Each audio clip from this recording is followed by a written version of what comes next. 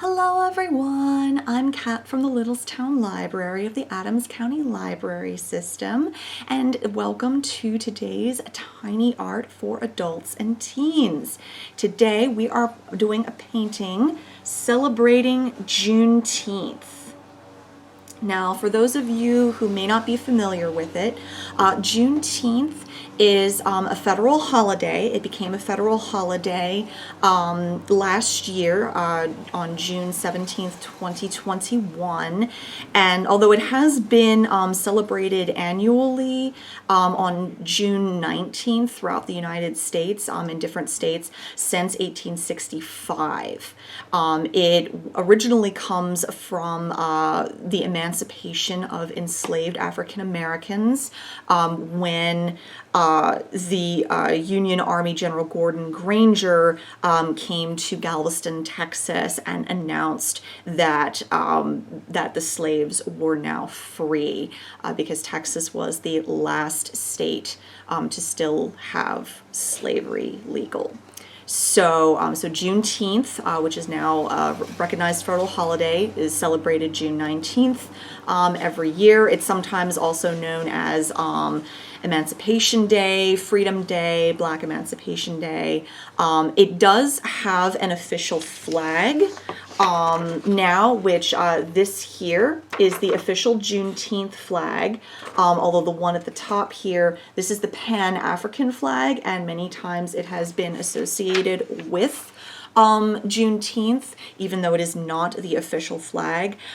This painting is kind of a conglomeration using the colors of the Pan-African flag, the star shape from the official Juneteenth flag, and then the yellow colors and the black power fist from the Black Emancipation flag.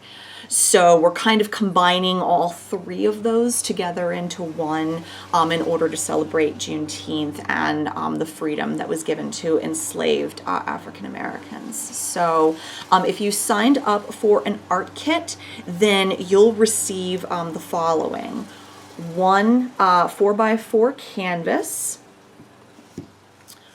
one easel, one paintbrush, a piece of sponge, a stencil, and 4 paint pots with the following colors: red, black, green, and yellow. So that is what you'll receive if you signed up for an art kit, although you are welcome to use your own materials at home if you have them. I also recommend that you get a container to hold clean water in order to clean your brush, some paper towels to prevent paint from getting everywhere, as well as to help clean your brush. And if you have any clear plastic lids or paper plates that you can use to mix colors or to use for the sponge. So, without further ado, let's get painting.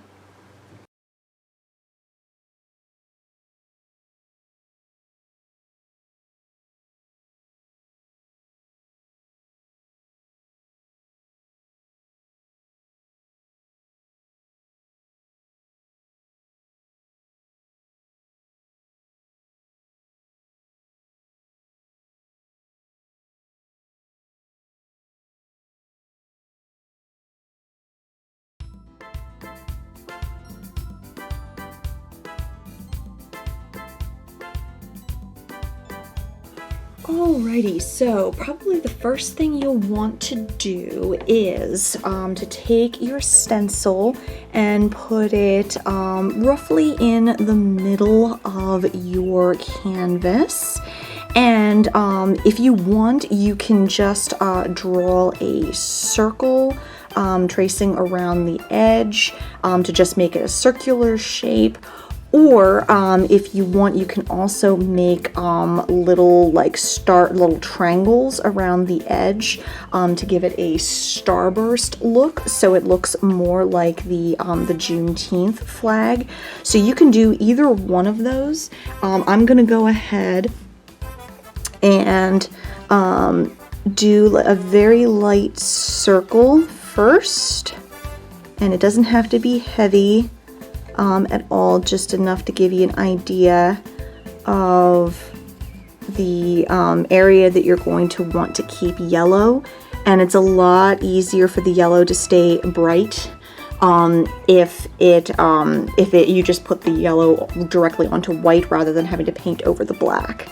So, and then if you want, so you see there's a circle, it's really, really light. And then if you want, you can go ahead and do the triangles around it.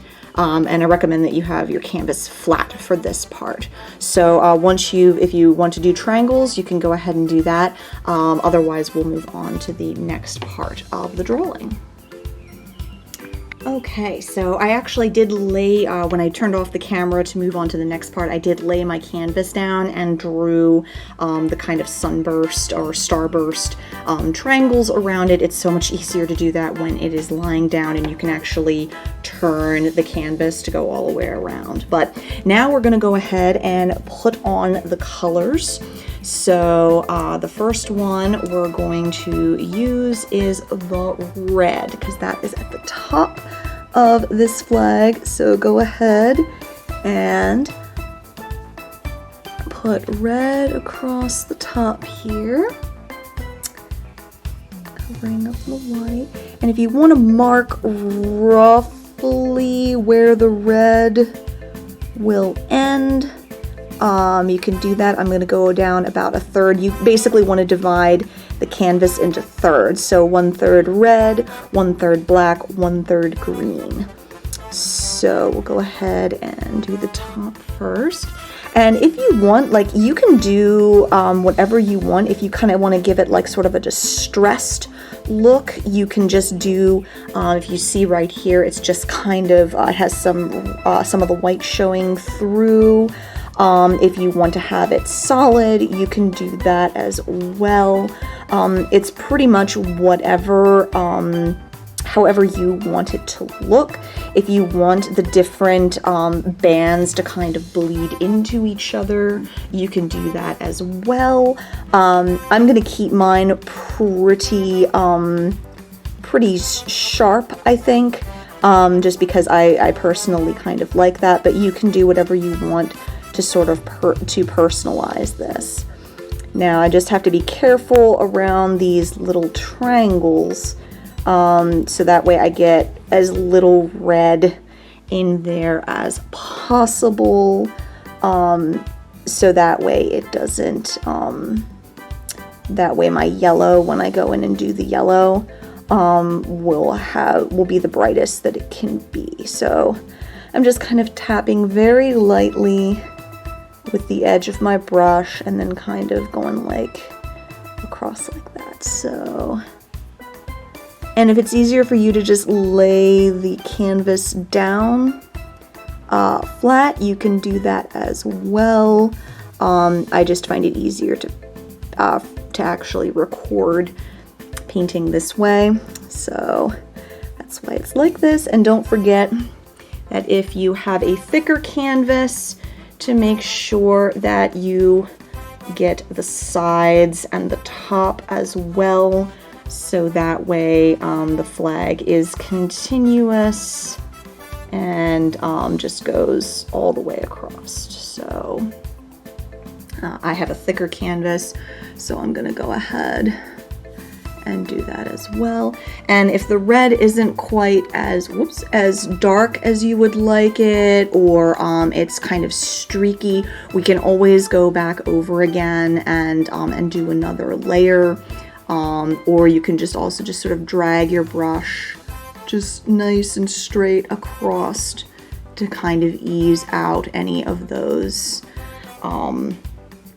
any streaking that may have occurred. So just get the sides here.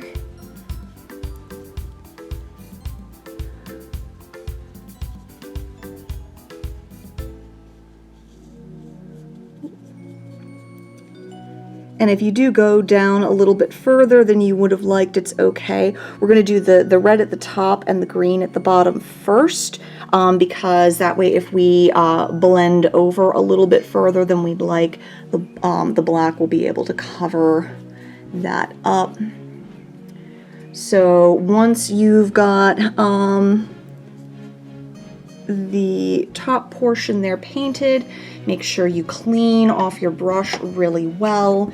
Clean it off in the water, wipe it down, and then you'll want to get some of the dark green, and we will be doing the same on the bottom, except in reverse. So I know it probably looks a little black on your screen, but it's a nice dark green on mine. It looks a lot more vibrant in person than it does on the camera, so just trust me there. It is actually just a very dark green. So I'm gonna go ahead and go up a little bit to there, I think. Maybe a little bit more. It's always better to go a little bit lower than you think you need and then add to it, than go up too high and then have to worry about covering it up. But you see, you can do sort of the distress thing. You could do like jagged colors mixing into each other, again, depending on the impression that you want to give to this particular piece. Do you want it to look more calm? Do you want it to look more angry? Do you want it to look sad?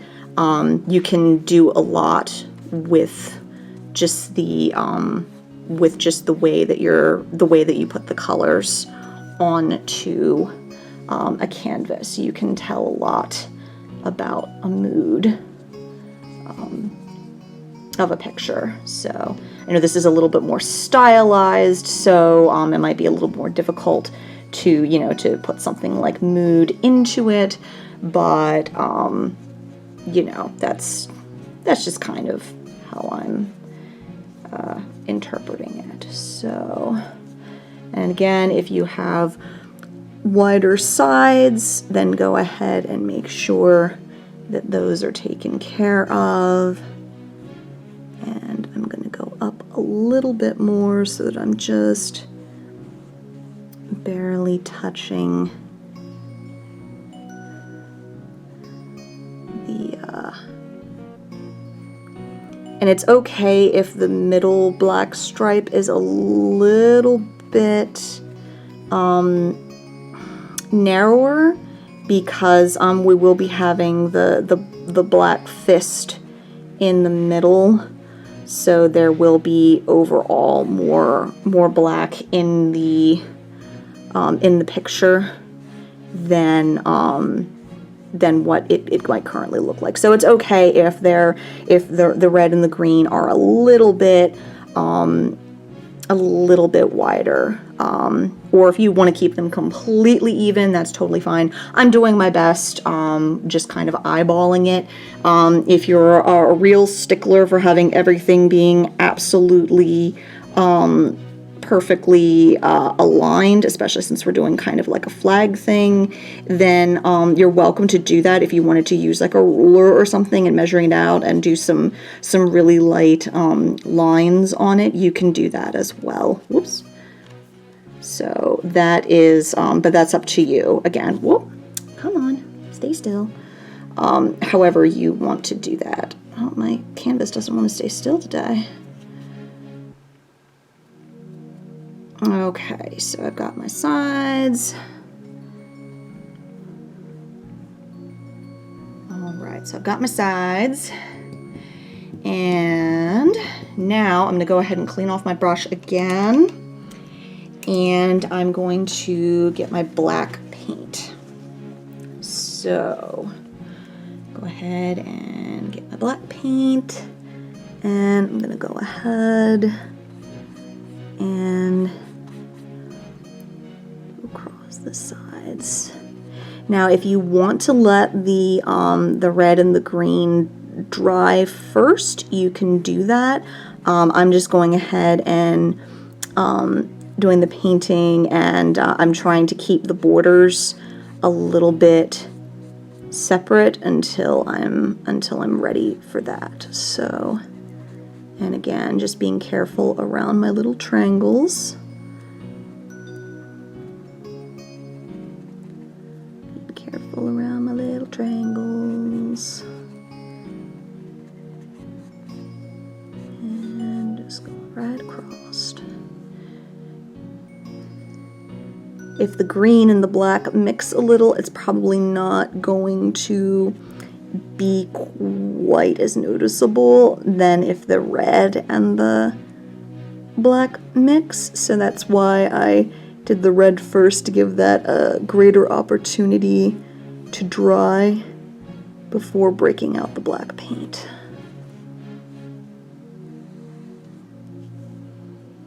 Okay, so there you go. So you see you got one side there.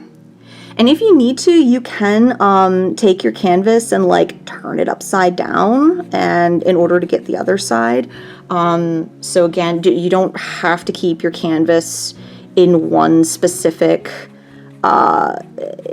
position the entire time. People move their canvases around all the time.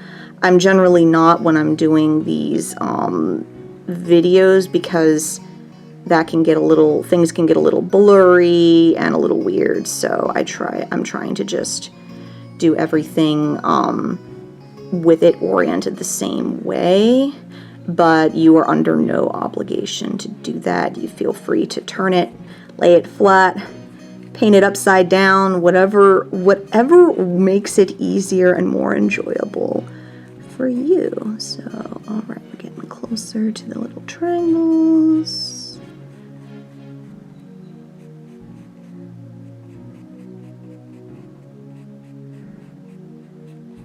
Yeah, and I did the triangles by hand because with the stencil it was already very time consuming to cut out. So sorry folks, if you want a starburst, you'll either have to make your own stencil or freehand it, because yeah, that took a while. And oops, and I see, that's what happens when I'm talking. I accidentally cover up part of my triangle, but that's okay, because I'll let it totally dry and then I can paint over it, so that's okay.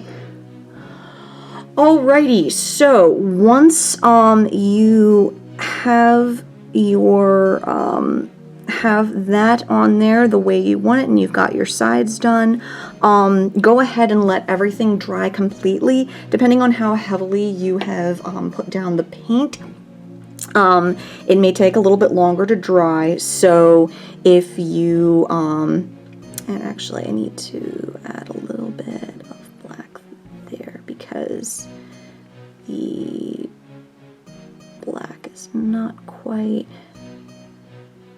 yeah, you see how I have a little bit.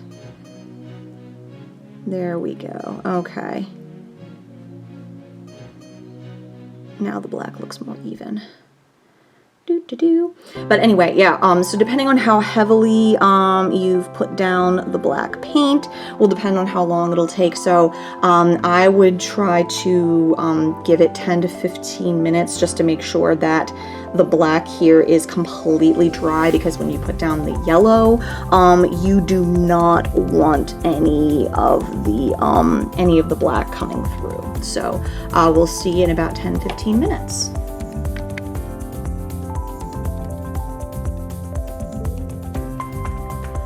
Okay, so once the painting, all the paint around it has dried, we're going to go ahead and make sure that your brush is all clean. And now we're going to take yellow and we are going to paint all in here. Now it's possible we may need a second coat depending on how well this covers. Or we might only need to add it to certain sections. Oh, hey, it kind of looks like an egg, doesn't it? And this is also why you want your pencil to be nice and light, so that way it won't shine through as much. You can see that mine is still kind of showing through a bit, so I'll probably do a second coat just to make sure that all my pencil marks are gone. I mean, technically you can erase it, but I always get kind of nervous trying to erase pencil on a painting that I'm working on, especially if it's in a short amount of time and there might be some parts of the painting that are still wet that I'm not aware of. So, so that's why if I do have to trace anything, I try to keep it as light as possible. I'm just using the edge of my brush to get the points of the starburst filled out.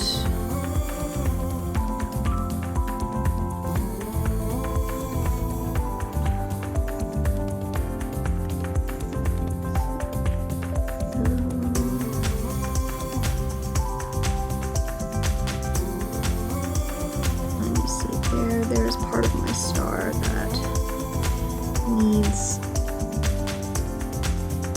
more yellow because it got kind of covered up when I was doing the black paint. So now I just kind of put a little bit more of a glob.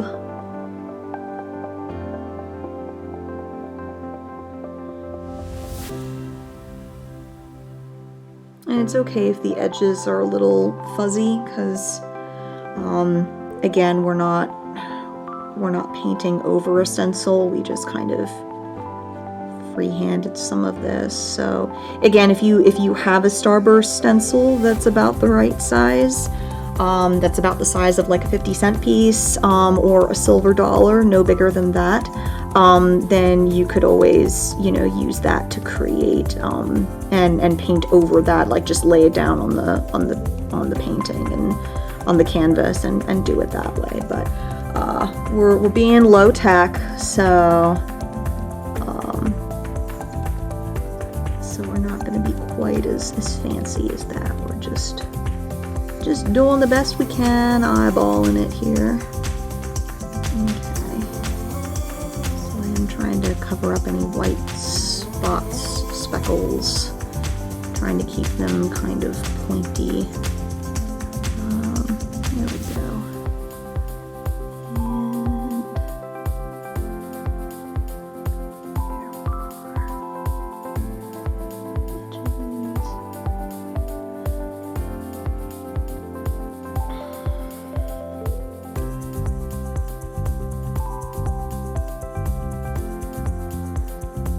That's not too bad. So, I'm gonna go ahead and get that corner a little bit, yep, a little bit sharper, a little bit more covered. And I'm putting down a little bit more paint around where the edges of the circle were. If I was going to do the starburst, it probably would have been better for me not to draw the circle at all and just have put the stencil down and then just drawn that, but that's okay. Alrighty. This is a little bit darker here.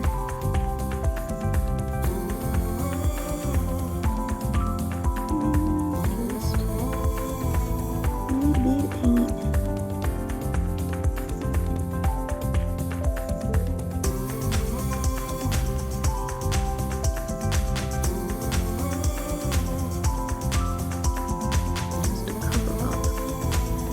Do 2 layers, or I can just throw a little bit of extra paint across those because we won't be painting on those little edges, so it's okay if there's a little bit of extra paint there. So alrighty, so once that has been filled in and covered to your satisfaction.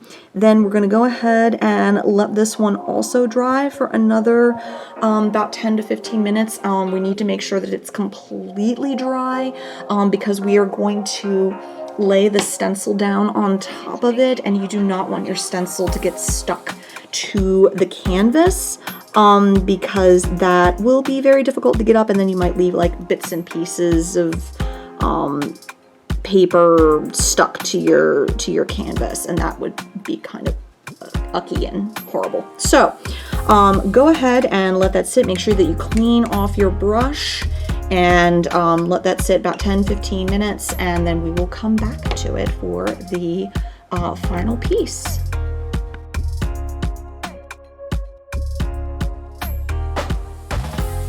Okay, so once the yellow portion has completely dried, you'll want to take your stencil again and set that right, preferably in the middle. There we go.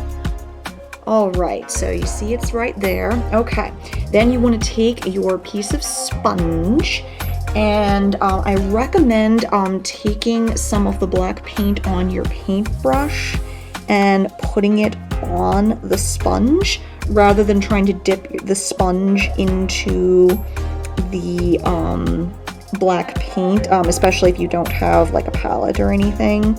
So I would just go ahead and put some on again. Oh, it's better to put less on it than you think you need because you can always add more, but if you do too much, then the picture might not come out right. So once you have some on there, make sure that you keep the rest of the sponge out of the way.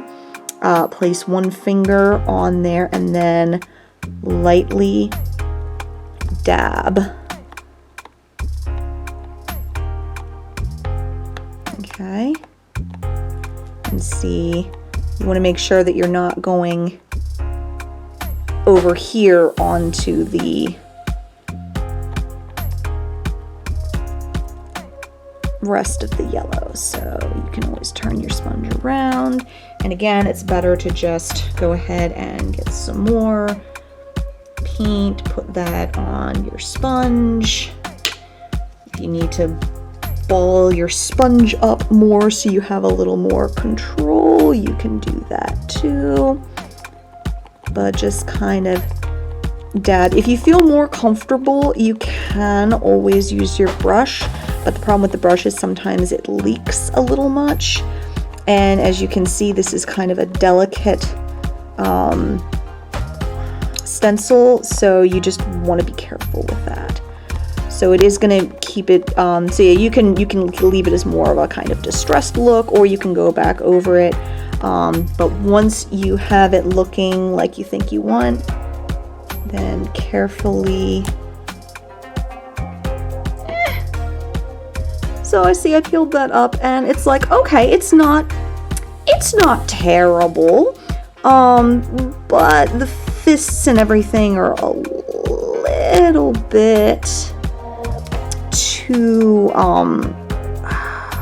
the fingers are a little bit too small, and again, part of this is just because the nature of this stencil is that it's so tiny, and I can't tell you how many of these I ruined cutting them out. So if you don't like the distressed look, or you would like something a little bit darker, a little bit more crisp, then you can always take your brush, take a little bit of paint, and then just carefully go over it again a little bit. If you just kind of want to dab rather than wipe, just dab gently, and that can help thicken it up a bit, so that way the pieces aren't quite so spread apart. I mean, if you're talented enough to do this freehand, like, be my guest, because I've seen some amazing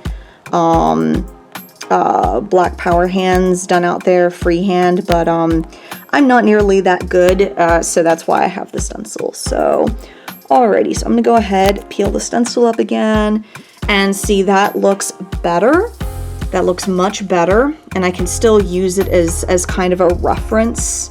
So if I want to take my brush and again do a little bit of light touch up, I can do that to make the hand a little bit sharper and a little bit closer to what the original is. So you see I'm kind of just taking the edge of my brush, and again, if you have a smaller brush or the edge of a brush, then this might be easier for you. But otherwise, we're just kind of working on the assumption that we do not have said brush, and we are trying to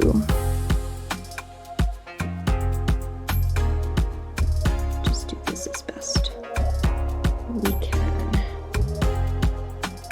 So there we go. That's better. I think that looks better. It's still a little, again, it's a very stylized, you know, kind of look, so it's okay if it doesn't look perfect, but it gets, hopefully at least, it gets the idea across. So again, if you feel like you want to touch that up more, you're certainly welcome to. If you like it as it is, then that's fine too. If you want to use like a toothpick with some yellow and make the lines like more narrow, or use a toothpick with black paint and make that more narrow, however that works for you. Again, this is just to kind of give you the basic shape, and I'm making the edges a little bit more distressed, because I do like that, and that gives it a little bit more character. So there we go. So whenever that looks good to you, hopefully you'll find that fairly satisfying there, and it looks a little bit better than if you actually have it up. So there we go. So there is our take on the Juneteenth flag, kind of combining the official Juneteenth flag, the Pan-African flag, and the Black Emancipation flag into one. So that, I hope everyone enjoyed that and enjoyed learning a little bit of history, and we will see you next time.